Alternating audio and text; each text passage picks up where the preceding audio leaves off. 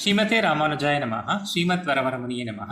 நம்மாழ்வார் அருளிச் செய்த திருவாய்மொழி 3ஆம் பத்து 2ஆம் பதிகத்தின் சுருக்கமாக மணவாள மாமுனிகள் அருளிச் செய்த திருவாய்மொழி நூற்றந்தாதி 22ஆம் பாசுரத்தை சேவிப்போம்.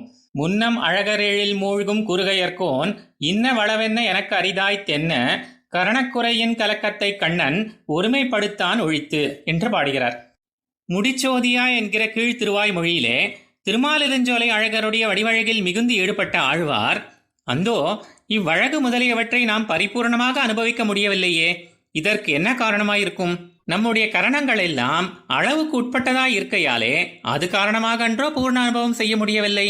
அந்த கரணங்கள் அளவுக்கு உட்படாமல் இருக்கிற நித்திய முக்தர்களிலே ஒருவனாக நான் இருந்தால் பரிபூர்ண அனுபவம் பண்ணலாமே என்று கலங்கி இருக்க, அதை கண்ட கண்ணன் எம்பெருமான், ஆழ்வீர், நம்மை இந்திரியங்களை கொண்டு அளக்க இயலாது.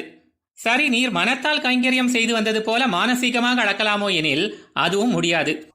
பிரம்மா போல அளவுக்கு உட்படாத மனம், வாக்கு, செயல் என்னும் கரணங்களை உடையவர்களாலும் நம்மை பரிபூர்ண அனுபவம் பண்ண இயலாது என்று முன்னீர் ஞாலத்து பதிகத்தில் எம்பெருமான் கூறி, பின்னர் தானே முன்வந்து ஆழ்வாரை தன்னை பூர்ண அனுபவம் பண்ணும்படி செய்து அவர் கலக்கத்தை போக்கினான் என்று மாமுனிகள் இந்த பாசுரத்தில் அருளி செய்கிறார்.